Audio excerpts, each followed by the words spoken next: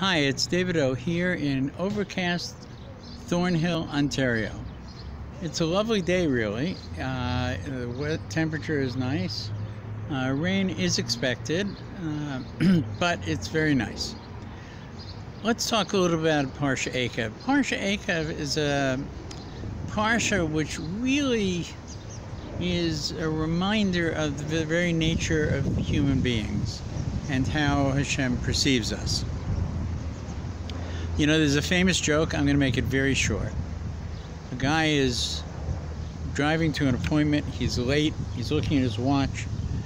And he says, he prays to God. He says to God, this is a really important appointment, Hashem.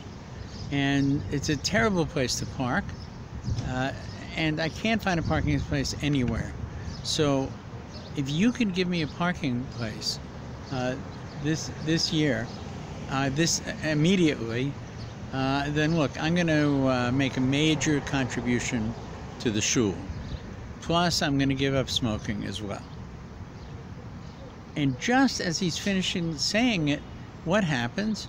A big limo pulls out of a parking spot, and he gets a parking spot, and he says, "Never mind, God, I found the spot. It's okay. I'll take care of it myself. Deal is off." So this is actually a little bit what this Parsha is about. It begins with God telling us how happy He is really with us and how He's going to reward us, and that we will be the most blessed of all people, and that our foes will be destroyed with very little effort. And then He warns us and He says, you should know that all the blessings that I give you will lead to great prosperity: silver, gold, cattle,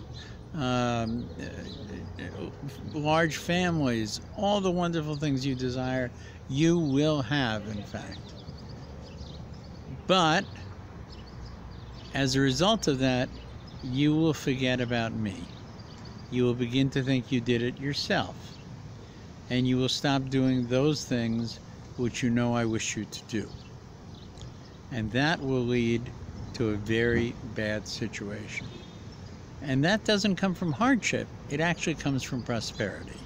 It comes from getting the parking spot rather than needing it. God then goes on to say how dearly He loved our forefathers.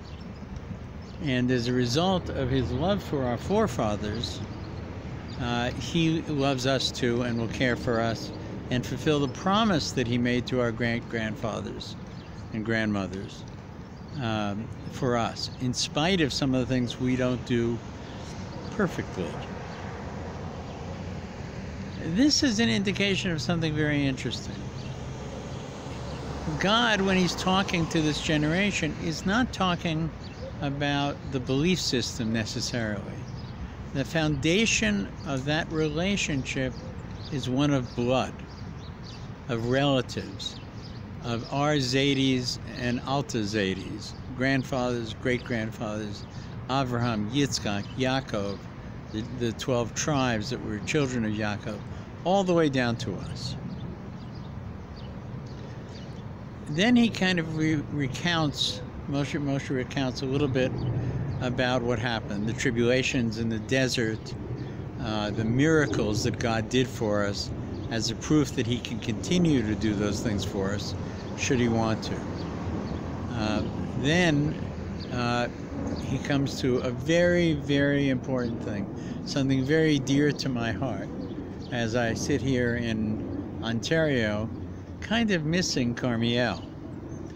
God says, the land I give you is extremely special. He talks about the hills and the valleys. He talks about the nature of the land, and then He points something out. He says it's not like Egypt. In Egypt, to grow your crops, you had to water the land very much like one waters a garden. You go to the hose, you fill up your watering thing, and then you go to the plant and water it. He said, this is not the nature of the land that I bequeath to you, that I give to you, that I promised to your forefathers. This land will drink rain from heaven. It won't be because the Nile, the river, overflows and you go get the water and pour it on your garden.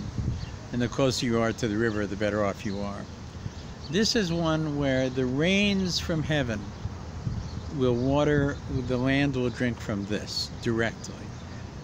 And more than that, we should know, it means that some parts could be dry and some parts could be wet. It's not a general thing.